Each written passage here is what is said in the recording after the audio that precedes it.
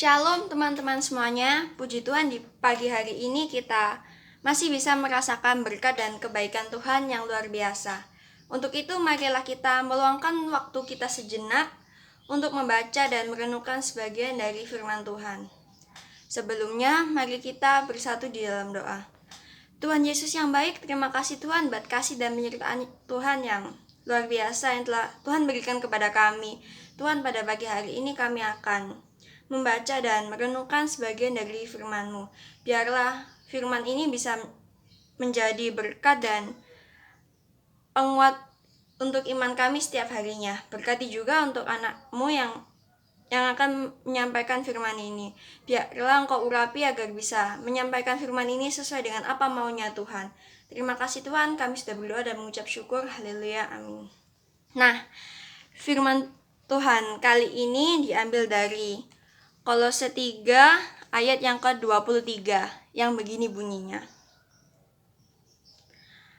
Apapun juga yang kamu perbuat, perbuatlah dengan segenap hatimu seperti untuk Tuhan dan bukan untuk manusia. Nah, renungan kita pagi hari ini aku kasih judul melakukan segala sesuatu untuk Tuhan. Jadi kalau secara kemanusiaan, ajaran untuk berbuat baik ini didasarkan pada pemahaman bahwa kita tidak bisa hidup sendirian. Manusia diciptakan sebagai makhluk pribadi dan sosial. Secara pribadi juga seseorang berbeda dengan yang lainnya. Dan dalam perbedaan tersebut, manusia memerlukan kehadiran orang lain untuk menolongnya.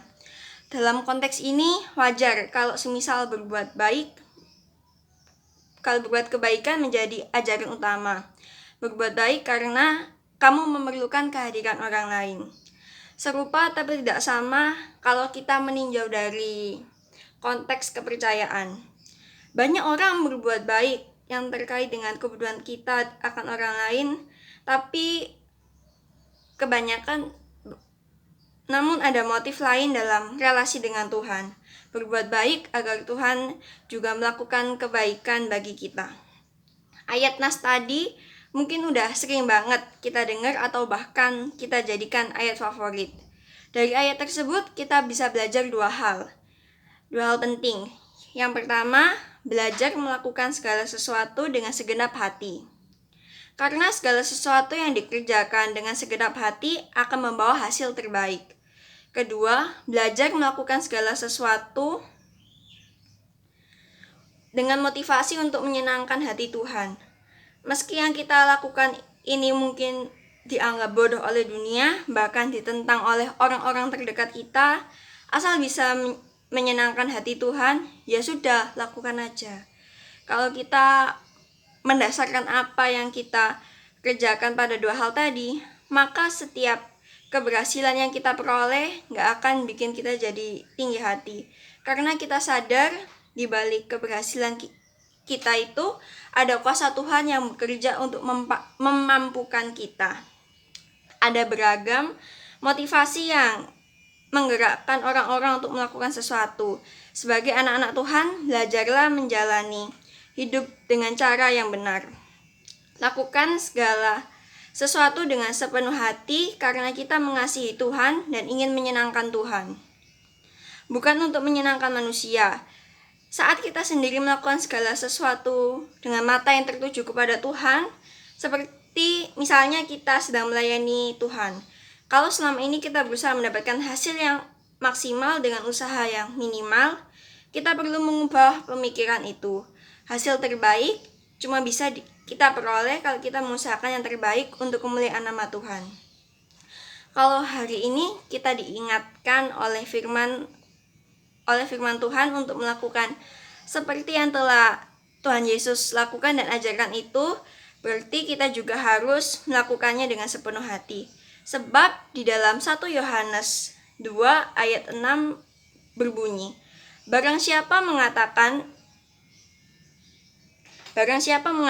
bahwa ia ada di dalam doa, ia wajib hidup sama seperti Kristus telah hidup. Jadi kalau di dalam kehidupan kita tidak menghasilkan buah dari apa yang kita lakukan, bisa jadi karena kita melakukannya dengan tidak sepenuh hati. Bila kita melakukan banyak hal tidak dengan sepenuh hati, maka hasil yang kita dapatkan pun tidak akan maksimal. Jadi mari kita koreksi diri kita masing-masing. Sudahkah kita melakukan seperti apa yang diajarkan Tuhan? Sudahkah kita melakukan segala pekerjaan kita, segala tanggung jawab kita, bahkan ketika kita sedang melayani Tuhan ini dengan sepenuh hati atau tidak? Jadi untuk sekian dari renungan yang bisa saya sampaikan. Mohon maaf bila ada kesalahan. Kiranya renungan ini bisa menjadi berkat dan pegangan untuk kalian semua setiap harinya. Mari kita tutup di dalam doa. Tuhan, terima kasih atas berkat dan kemurahan yang telah Engkau berikan kepada kami. Tuhan, terima kasih Engkau juga sudah menyertai renungan kita pada pagi hari ini. Biarlah renungan ini menjadi pegangan untuk kami bahwa kami harus melakukan segala sesuatu ini dengan sepenuh hati dan dengan mata yang tertuju kepada Tuhan.